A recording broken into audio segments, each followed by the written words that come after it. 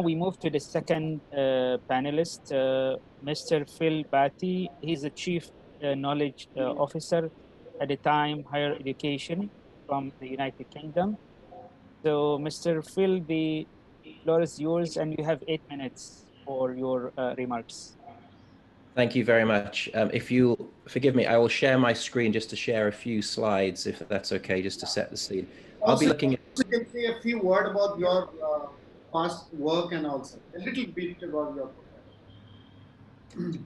Yeah, so I'm Phil Baty, the Chief Knowledge Officer at Times Higher Education. I was responsible for the development of the World University rankings that we developed in 2010, and I've been managing the rankings for over a decade, but also now I'm involved in Times Higher Education's global event series. So it's a wonderful opportunity for me to join you. So thank you, Akram. Thank you, University President, for giving me this opportunity.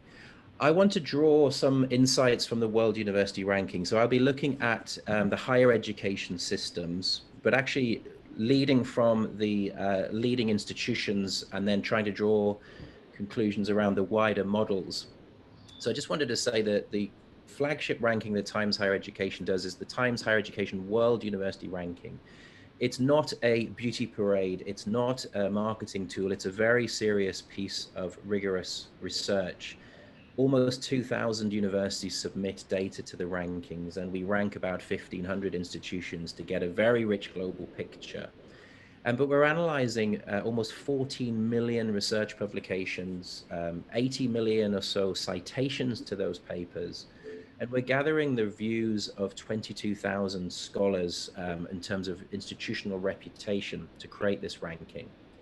So we take the idea of what is a world-class university, what does a leading university look like? We have 13 separate performance metrics to evaluate excellence in global higher education. And this covers the full range of a university's core activities.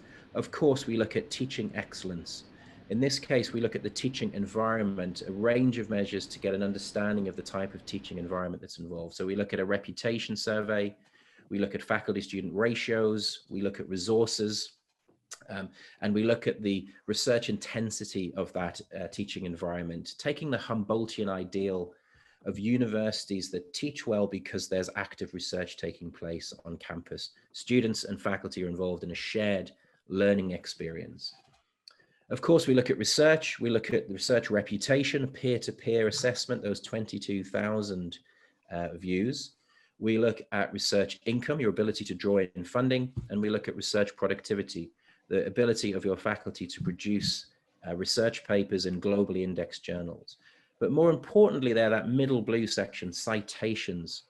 We look at the influence of the research, the power of that research to push forward the boundaries of knowledge, the propensity of that research to be quoted and cited by other scholars, the idea that it's about propagating new knowledge, pushing those boundaries of knowledge. That's the most important aspect, the single biggest element. Then we look at international outlook. Truly global, world-class universities need to be global in their outlook, global in their talent, global in their collaboration. So we look at your ability to draw in international faculty, international students, and of course, international collaborations. The world's great problems will only be solved through global collaboration, and the current COVID pandemic is a wonderful, vital illustration of the power of sharing knowledge across borders and collaborating across borders. Finally, we look at your relationship with industry, your ability to draw in funding from the so-called real world, industry partnerships, R&D spending from the private sector being drawn into universities for that wonderful, exciting dynamic where universities and industry collaborate together for new knowledge.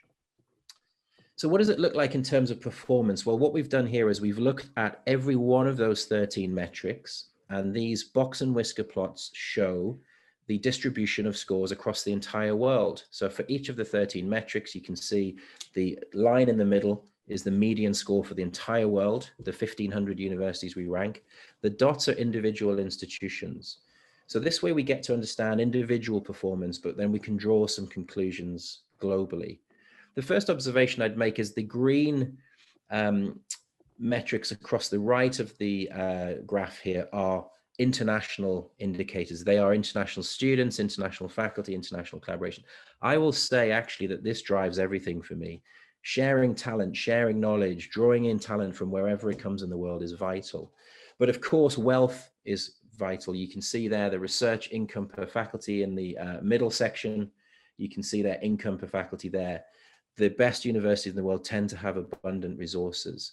That resource turns into talent. That talent turns into citation excellence, productivity here, and then excellence here through the citations.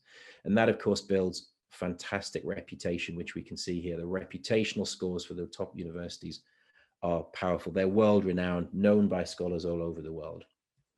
Looking at individual institutions, you can see here the University of Oxford is the #1 ranked university in the world.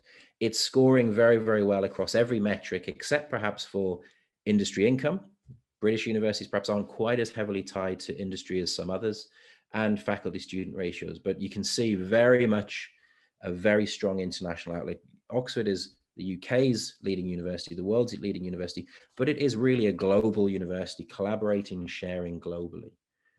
If you compare that to Tsinghua University in Beijing, which is China's #1 university, you can see their strength across the board, but less international, less integrated in those global systems.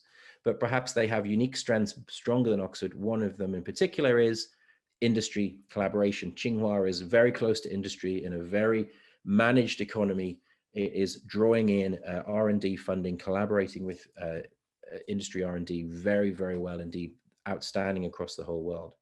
If you compare that to India's leading institution, the Indian Institute of Science, you can see there are some bigger challenges. And I would say, of course, you have challenges around resourcing.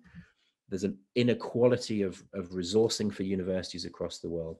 But I'd say one of the most important aspects that could support India in general, support the higher education system in India, is the opening up to the rest of the world. You can see there that the IISc, those green metrics across the right-hand side, very low international collaboration, very low international engagement.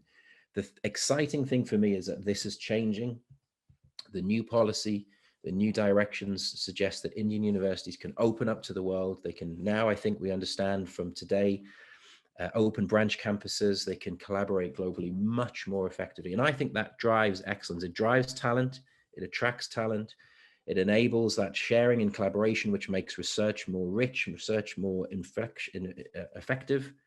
It drives reputation, drives those global relationships, drives the overall footprint. Just to conclude, this is the top 200 best represented nations. So the nations represented in the top 200 changing over time. And the one thing I'd say in terms of the shifting dynamics, you'll notice actually that the US and the UK, which dominate the top 200, this is the number of universities in the top 200, slowly diminishing.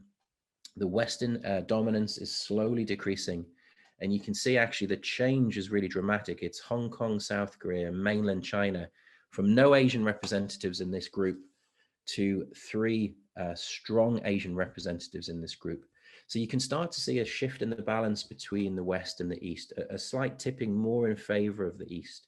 And that's really driven by the far east of Asia, China, South Korea, Hong Kong. But I can see lessons to be learned. And I think if there's one core lesson, I think, from China, which is probably the star of global rankings, the rising nation, it's probably that classic mix that we saw from the beginning. It's abundant resources. They are funded to a high level. The government of China has invested, I think, 154 billion Great British pounds invested per year in the higher education system in 2019, 12% up on the year before, 41% up on 2015. Money investment is vital to retain talent, to build the facilities.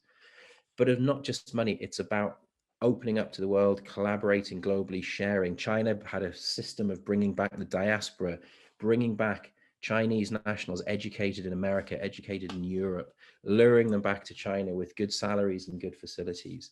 So that's, I think, part of the big formula. And finally, I would just say one of the other issues, of course, is a mixed economy of institutions.